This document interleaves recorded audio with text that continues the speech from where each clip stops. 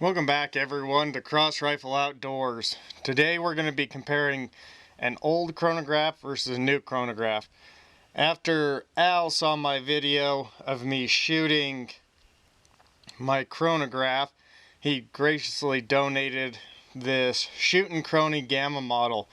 So I'm interested to see what velocities differences we get between the two, if any.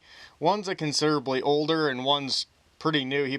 He said he purchased this one several months ago, so it's really new. Let's see if there's any differences in the technologies, the way it reads velocities. We'll be using the same ammunition for each chronograph, so that way we get an accurate baseline.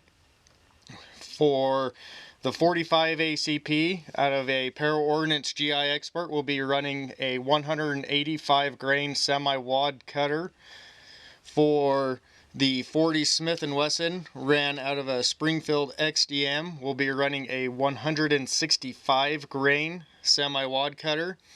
And we'll be running 55 grain 223 out of an Adams Arms gas piston upper. So let's see what kind of differences in velocities we get. I'll turn these on and start shooting.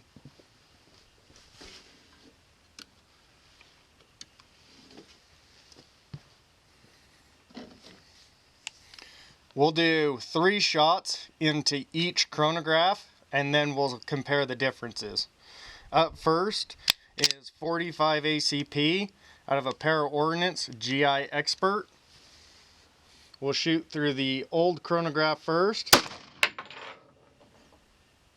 938.2. What's interesting is it must be picking up the muzzle blast of the round, because we've got 1,916 feet per second on the other chronograph that we did not send it through. So that's kind of interesting. We might have to do some solo testing just by itself, but let's see what we get. Let's continue moving forward. And again, it reads the velocity, and the velocity that it's reading is considerably higher than what we're getting. So we got 1,064 through the old chronograph that we sent the bullet through, 1,275 through the one we did not shoot through. 1,006, and again it picked up the velocity at 1,892. Let's go ahead and try the new chronograph. 1,043, and the old chronograph did not pick up the velocity. 1,039.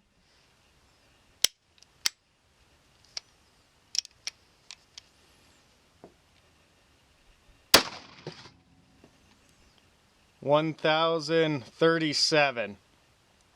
Interesting. So looks like we're getting some pretty consistent readings. Maybe the old chronograph isn't quite as accurate, or maybe it's just not quite as consistent.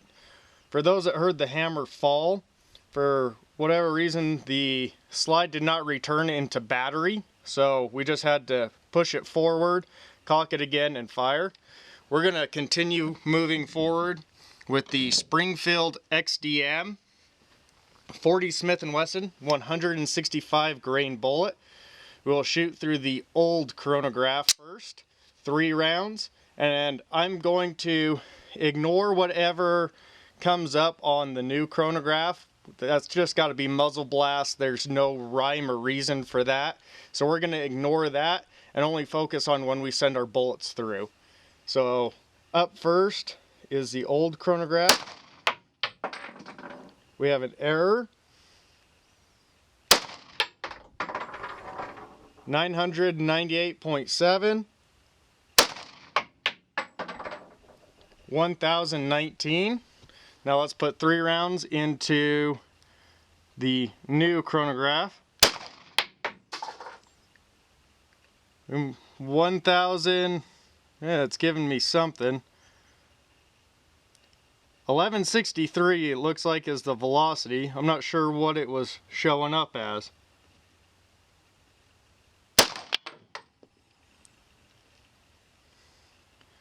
1535.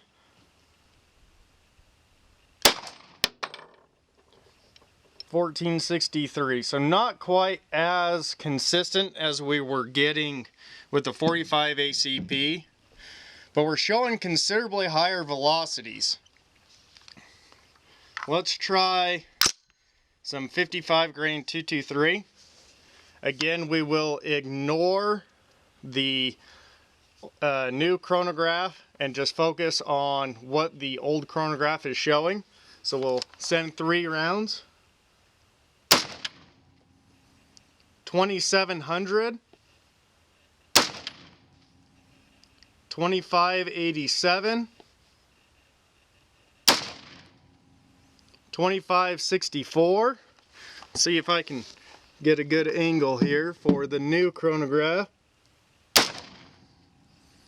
2648, 2436, and 2553. You know, I can't really tell which one is better than the other. It does seem like the new one is throwing out more consistent velocities and is, it tends to favor on a higher velocity side. Could it be that the new technology makes it more accurate? It'll be interesting as time goes on shooting through these to kind of see what comes up while we're doing this, but I don't know. We'll keep playing around with them, you know, off screen and in future videos, and we'll try and decide which one is more accurate. But thank you for tuning in, and I'll catch you on the next one.